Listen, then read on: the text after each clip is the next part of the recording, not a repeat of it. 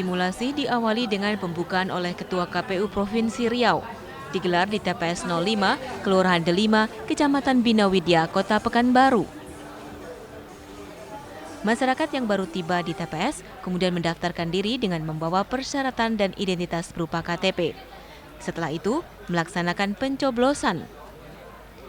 Pada simulasi, warga mendapatkan 2 surat suara, yakni surat suara pemilihan gubernur dan wakil gubernur, juga surat suara pemilihan wali kota dan wakil wali kota Pekanbaru. Di TPS disediakan 4 bilik pencoblosan. Surat suara yang sudah dicoblos kemudian dimasukkan ke dalam 2 kotak suara gubernur dan tingkat bupati atau wali kota. Tujuan dari simulasi ini adalah untuk mengedukasi terhadap pemilih sesungguhnya di TPS 05. Lalu, dengan tujuan untuk menghitung waktu yang dibutuhkan agar para pemilih dapat menyalurkan hak pilihnya. Dan sebagai sarana evaluasi untuk memperbaiki jika ditemukan kendala-kendala proses pemungutan dan penghitungan suara.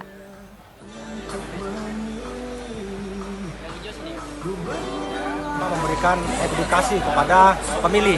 Nah, jadi pemilih hari ini yang kita undang itu adalah pemilih real yang betul-betul terdaftar di TPS 05. Artinya lewat mereka nanti bisa berbagi informasi kepada pemilih-pemilih yang lain terkait dengan tata cara, mekanisme, dan prosedur dari pelaksanaan pemungutan suara dalam rangka Pilkada tahun 2024.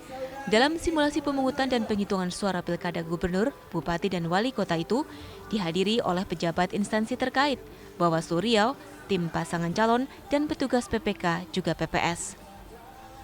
Diharapkan dalam simulasi, warga dan petugas dapat memahami proses tahapan pemungutan dan penghitungan suara pada Pilkada November mendatang. Dari Pekanbaru Riau, Muhammad Arifin, Faza Ramadan, TV One mengabarkan.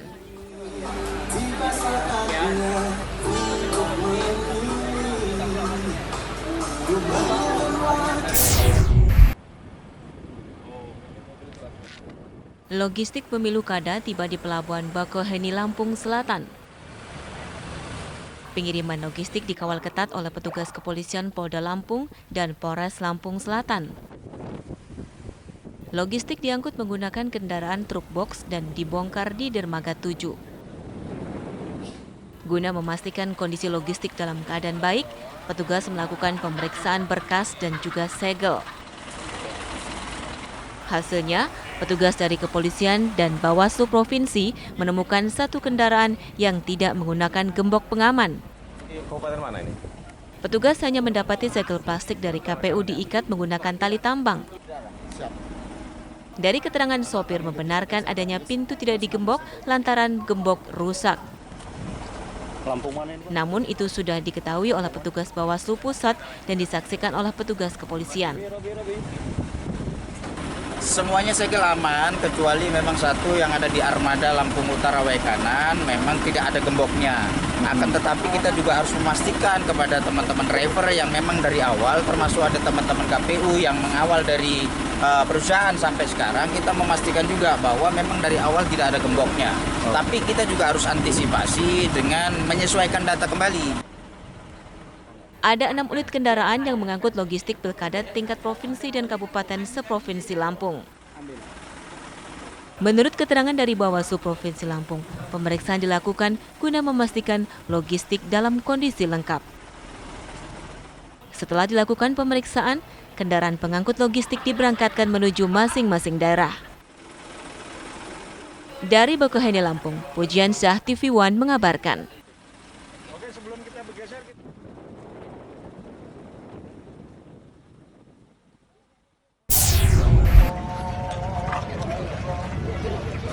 Politikus Partai Gerindra Andre Rosiade turun langsung saat berkampanye untuk pemenangan calon wali kota dan wakil wali kota Sawah Lunto nomor urut 1, Rianda Putra Jeffrey Hibatullah. Ia mengajak masyarakat untuk tidak takut dalam memilih. Andre menegaskan Rianda Jeffrey adalah sosok pemimpin muda pilihan Presiden Prabowo Subianto. Saya rasa seharusnya tidak ada keraguan lagi. Karena pertama, Rianda Jeffrey adalah calon wali kota dan wakil wali kota pilihan Bapak Prabowo Subianto, sehingga insya Allah program-program Rianda Jeffrey akan didukung sepenuhnya oleh pemerintah pusat. Itu yang pertama. Yang kedua, kita tahu anak muda ini, 2 anak muda ini punya potensi yang luar biasa. apa salahnya anak muda diberikan kesempatan? Tentu mereka akan lebih bersemangat bekerja melayani masyarakat Sawalunto. Yang ketiga, sekali lagi saya nanti sebagai anggota DPR RI dari fraksi Partai Gerindra tentu akan membantu agar Rianda Jeffrey bisa memenuhi janji-janji beliau. Jadi sehingga nanti kalau ada keperluan bertemu Menteri A, Menteri B, Menteri C, saya akan dampingi, saya akan bantu agar beliau berdua bisa bertemu dengan para Menteri Kabinet Merah Putih dari Presiden Republik Indonesia Bapak Prabowo Subianto. Dalam orasinya, Andre juga meminta pengusaha batubara di Sawalunto untuk tidak takut menerima intimidasi. Dirinya mengingatkan jika ada anggota dewan yang mencoba mengancam, ia akan melaporkan ke Mahkamah Kehormatan agar anggota DPR tersebut dipecat. Saya tadi mengimbau kepada masyarakat, kepada pengusaha tambang, kalau memang ada ancaman, ya bawa buktinya kita laporkan ke Mahkamah Kehormatan DPR. Ya sekali lagi tidak ada orang yang boleh mengancam-ancam, karena ini kebebasan berdemokrasi dalam memilih siapapun pemimpin ke depan. Jadi kalau ada bukti itu kita laporkan ke MKD, Mahkamah Kehormatan DPR. Jadi saya minta tidak usah takut ya. Sekali lagi tidak ada orang yang bisa mengancam-ancam mencabut izin, apalagi di zaman era Presiden Prabowo ini. Semua harus taat hukum, taat aturan, bukan gaya-gaya premanisme. Andre juga meminta aparat penegak hukum untuk bersikap netral dalam pelaksanaan pemilu, sehingga semua pasangan calon dapat bertarung secara adil dan tanpa tekanan. Dari Sawalunto, Sumatera Barat, Beni Roska, Faiz Ramadan, TV One mengabarkan. Ya pasti tugas kami akan membantu.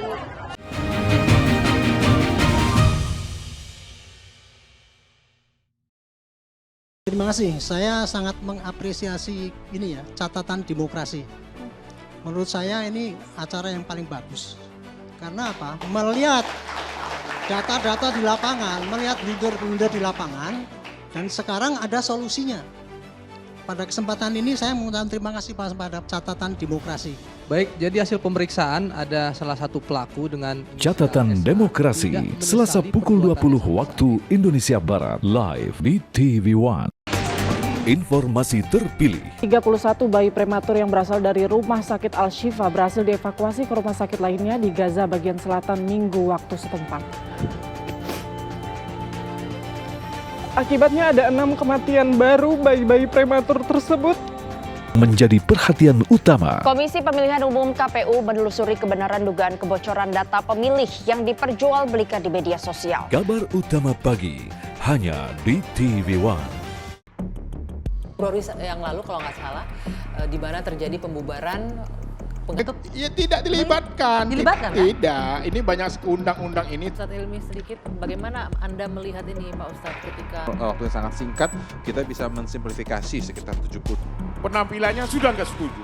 Yang terus. Saksikan yang ini dua saja. sisi Itu di jika TV One. Menelisik tanda tanya publik. Yang dikatakan penyerangan personal itu yang gimana, yang bukan itu yang gimana. Kalau kemudian kebijakan, program yang diserang itu bagus, sehingga kita sebagai penonton, calon pemilih itu bisa membedakan antara satu yang lain. Memahami makna secara seksama. Komisi Pemilihan Umum menegaskan tidak akan mengubah format debat Capres-Cawapres. Karena kalau diubah nanti jadi pertanyaan. KPU itu tengah tepat. Tahu ya, waktunya sangat terbatas. Nggak ada masalah atas dengan format yang ada. Kabar petang di TV One. Menuntaskan kasus yang meresahkan.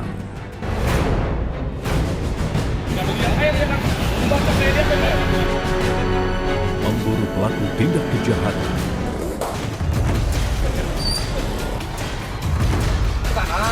Menyergap hingga ke tempat persembunyian.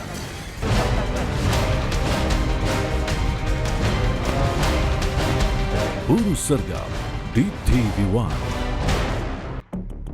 Februari yang lalu kalau nggak salah, di mana terjadi pembubaran ya, tidak dilibatkan. Dilibatkan kan? Tidak, ini banyak undang-undang ini. Ustadz Hilmi sedikit, bagaimana Anda melihat ini Pak Ustadz ketika Waktu yang sangat singkat, kita bisa mensimplifikasi sekitar 70. Penampilannya sudah nggak setuju. Yang terus. Saksikan yang ini dua saja. sisi Itu di TV jika One. Membedah informasi dengan ketajaman analisa. Bagaimana konfigurasi atau prediksi konfigurasi nantinya di Senayan. Bang Erwin? Kita ingin menjaga demokrasi itu untuk kepentingan bersama. Dan insya Allah Golkar akan berada di depan untuk itu. Menghadirkan pandangan para pengamat dan ahli. Menjaga demokrasi itu merupakan hal yang paling penting, Bang Emrus. Bukankah kita lebih mengedepankan musyawarah mufakat untuk kepentingan rakyat? Apa kabar Indonesia Malam di TV One? Mengamati dinamika yang terjadi. Pemerintah ini sebenarnya siap jika pilkada menjadi September. Sebenarnya kan sudah berproses cukup lama ya. Pilihannya dua ya, apakah melalui penerbitan Perpu atau revisi undang-undang. Dan menegakkan nilai-nilai demokrasi. Lebih kepada substansi ya. Menggaungkan persatuan, kerukunan. Maka daripada itu Pak Prabowo selalu balik lagi. Jangan lupa hal terpenting ini adalah menaikkan kelas sumber daya manusia kita. Terima kasih. Saya sangat mengapresiasi ini ya, catatan demokrasi. Menurut saya ini acara yang paling bagus. Karena apa? Melihat data-data di lapangan, melihat blunder-blunder di lapangan, dan sekarang ada solusinya. Pada kesempatan ini saya mengucapkan terima kasih pada catatan demokrasi. Baik, jadi hasil pemeriksaan ada salah satu pelaku dengan Catatan Demokrasi, Selasa pukul 20 waktu Indonesia Barat, live di TV One.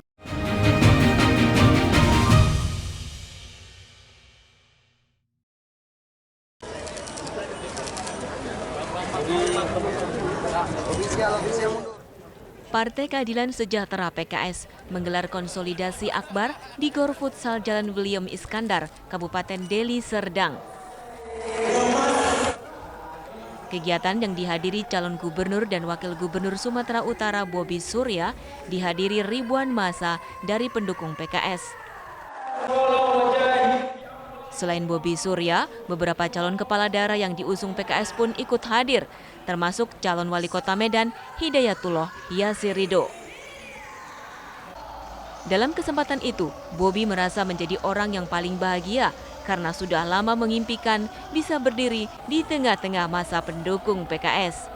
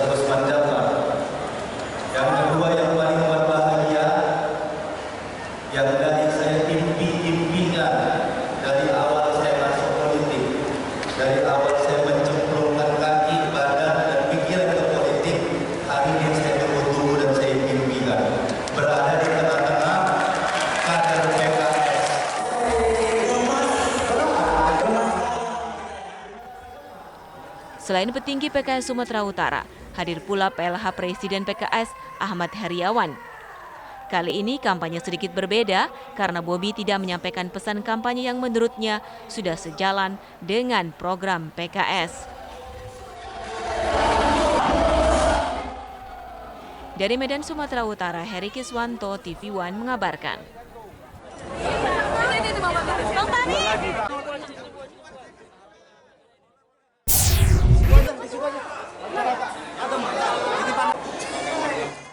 Bobi Nasution, calon gubernur Sumatera Utara nomor urut 1, menghadiri konsolidasi akbar relawan Ononiha. Ribuan relawan yang terdiri dari masyarakat Nias tersebut solid mendukung pasangan Bobi Surya untuk menjadi gubernur Sumatera Utara periode 2024-2029 mendatang. Masyarakat yang tergabung dalam relawan Ononiha menyampaikan keluh kesahnya kepada Bobi, termasuk jalan rusak yang sudah lama tidak mendapat perhatian pemerintah provinsi. Selain itu, mereka juga mengeluhkan minimnya pendidikan tingkat atas karena terkendala faktor ekonomi.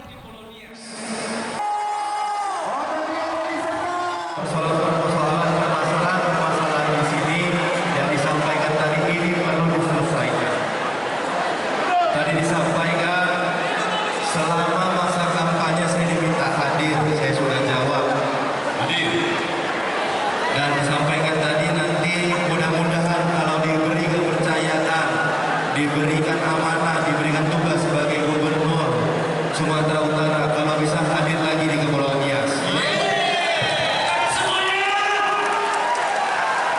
Tapi dalam kesempatan kali ini saya sampaikan, saya nggak mau kalau nanti setelah terpilih jadi Gubernur cuma hadir di Kepulauan Nias. Saya nanti janji kalau terpilih sebagai Gubernur Sumatera Utara, saya dan Pak Surya bukan hanya datang, kami akan berkantor minimal 2 bulan di Kepulauan Nias. Dalam sambutannya, Bobi Nasution berjanji akan memperhatikan pembangunan Pulau Nias, termasuk pembangunan rumah ibadah yang sering terkendala izin pembangunan. Dari Medan, Sumatera Utara, Heri Kiswanto, TV One mengabarkan. Bapak Insinyur Haji Mawar Yahya. Kampanye pemilihan Gubernur Sumatera Selatan kian memanas. Selain adu program antar calon gubernur, kampanye Cagup pun sudah terang-terangan menyindir dan mengkritik kinerja dan juga program kerja milik Cagup lainnya. Cagup Sumatera Selatan nomor urut 3 Mawardi Yahya dalam suatu kesempatan mengkritik kinerja Cagup Sumsel nomor urut 1 Herman Deru yang merupakan Gubernur Sumatera Selatan periode 2018-2023. Di hadapan pendukungnya, Mawardi membandingkan kepemimpinan Herman Deru yang dianggap tidak mampu menyamai pendahulunya seperti Alex Nurdin dan Syahrial Usman. Apakah masih berhasilnya Pak Syahrial Usman waktu memimpin Sumatera Selatan dibandingkan sekarang? Apakah masih berhasilnya Alex Nurdin memimpin Sumatera Selatan daripada sekarang? Ini harus kita bisa menyampaikan. Kalau masyarakat kita rata-rata punya pendapat bahwa dibandingkan dengan pemimpinan Syahrial Usman dan Alex Nurdin, pemimpinan Herman Deru menurut tidak ada alasan bahwa dia tidak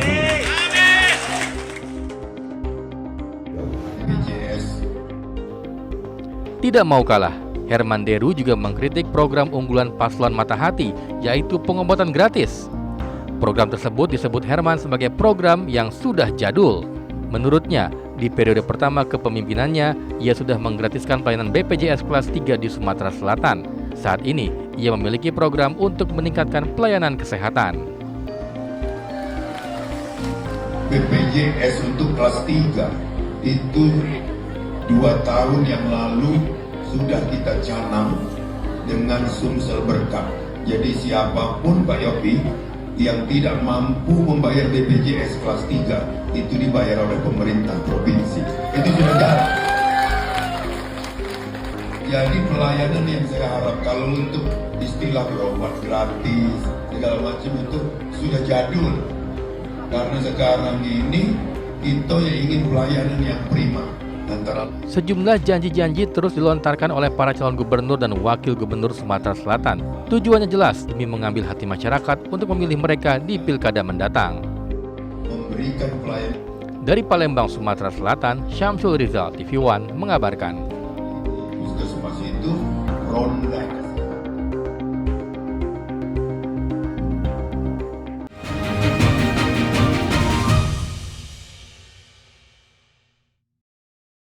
Terima kasih, saya sangat mengapresiasi ini ya, catatan demokrasi. Menurut saya ini acara yang paling bagus. Karena apa? Melihat data-data di lapangan, melihat blunder-blunder di lapangan, dan sekarang ada solusinya. Pada kesempatan ini saya mengucapkan terima kasih pada catatan demokrasi. Baik, jadi hasil pemeriksaan ada salah satu pelaku dengan Catatan Demokrasi, Selasa pukul 20 waktu Indonesia Barat, live di TV One. Informasi terpilih. 31 bayi prematur yang berasal dari Rumah Sakit Al-Shifa berhasil dievakuasi ke rumah sakit lainnya di Gaza bagian selatan Minggu waktu setempat. Akibatnya ada 6 kematian baru bayi-bayi prematur tersebut. Menjadi perhatian utama. Komisi Pemilihan Umum KPU menelusuri kebenaran dugaan kebocoran data pemilih yang diperjualbelikan di media sosial. Kabar utama pagi hanya di TV One. menelisik tanda tanya publik. Yang dikatakan penyerangan personal itu yang gimana, yang bukan itu yang gimana. Kalau kemudian kebijakan, program yang diserang itu bagus, sehingga kita sebagai penonton, calon pemilih itu bisa membedakan antara satu yang lain. Memahami makna secara seksama. Komisi Pemilihan Umum menegaskan tidak akan mengubah format debat Capres-Cawapres. Karena kalau diubah nanti jadi pertanyaan. KPU itu tengah tepat. Tahu ya, waktunya sangat terbatas. Nggak ada masalah dengan format yang ada. Kabar petang di TV One. Menuntaskan kasus yang meresahkan.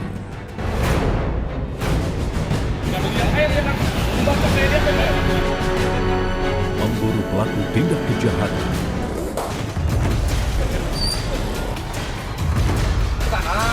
Menyergap hingga ke tempat persembunyian.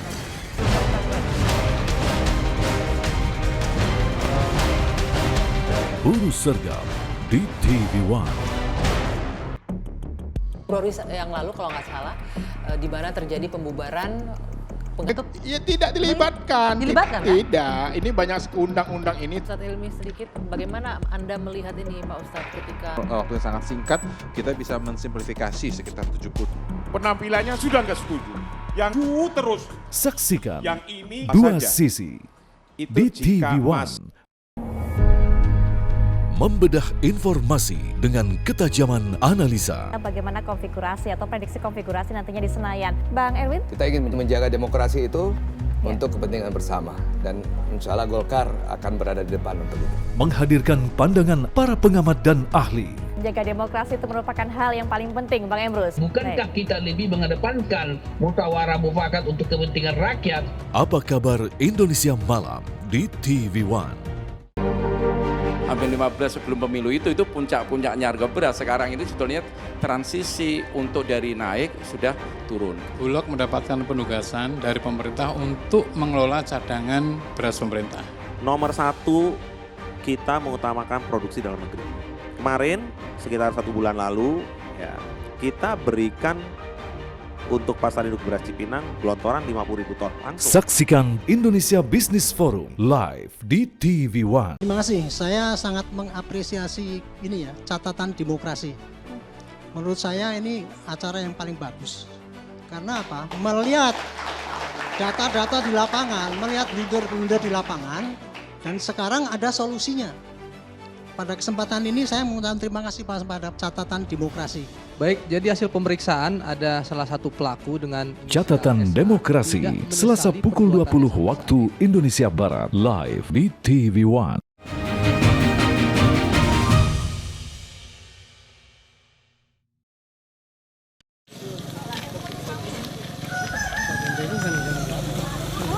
Calon Wakil Bupati Langkat, Sumatera Utara nomor urut 2, Adli Tama Hidayat Sembiring mendatangi rumah Ponimah, warga dusun Madang Ara, Desa Lama Baru, Kecamatan Seilepan, Kabupaten Langkat.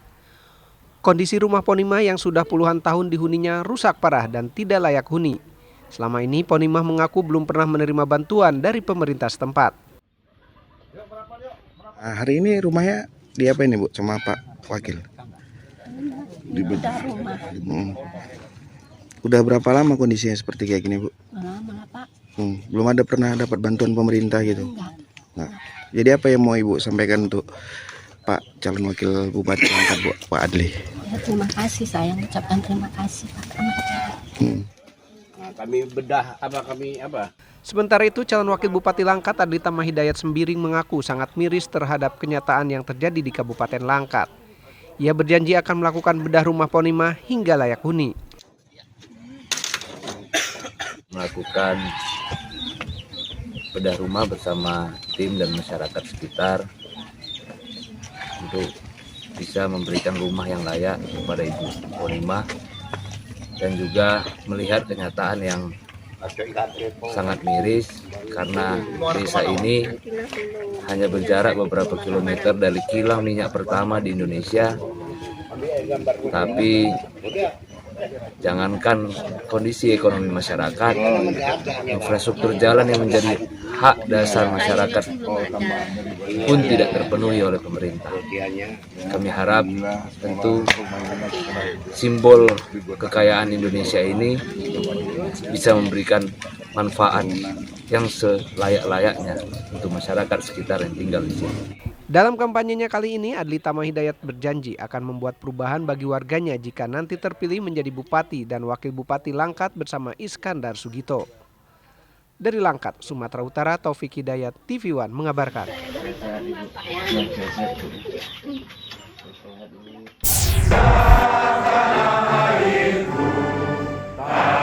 Menjelang Pilkada serentak pada November mendatang, DPD PDI Perjuangan Provinsi Lampung mempersiapkan ribuan saksi yang akan bertugas mengamankan suara di seluruh TPS.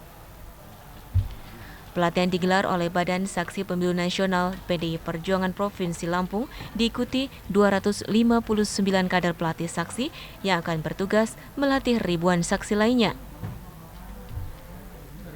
Setiap TPS akan diawasi oleh minimal 2 saksi, 1 saksi untuk Pilgub dan 1 saksi lainnya untuk Pilkada Bupati atau Wali Kota. Secara total, DPD PDI Perjuangan Provinsi Lampung menyiapkan 27.000 orang saksi. Pelatihan tidak hanya sekedar formalitas, melainkan merupakan peningkatan kapasitas para pelatih saksi yang nantinya akan turun langsung melatih para saksi di lapangan. Mereka juga dilatih untuk bekerja sama dengan regu pemilih dan menjaga agar tidak ada tekanan atau intimidasi terhadap pemilih. Para saksi dilatih tidak hanya soal teknis pengawasan, tetapi juga bagaimana bersikap kritis terhadap berbagai pelanggaran yang mungkin terjadi di TPS, seperti bendera pasangan calon yang tidak semestinya, hingga memastikan bahwa petugas KPPS telah menjalankan tugas sesuai aturan. Ini pelatihan saksi terregional 1 atau zona 1, beberapa kabupaten, nanti ada zona 2. Poin penting adalah gini, bahwa PDI itu partai yang terorganisir, jadi kepemimpinannya terorganisir, ini penugasan partai. Saksi adalah kader PDI Perjuangan yang dibekali informasi militansi. Di saksi itu nanti partai menugaskan mereka. Pelatihan saksi menjadi bagian penting dari strategi PDI Perjuangan dalam menghadapi pemilu 2024, terutama dalam mengamankan suara di Pilgub dan Pilkada serentak. Dari Bandar Lampung, Pujian Syah, TV One mengabarkan.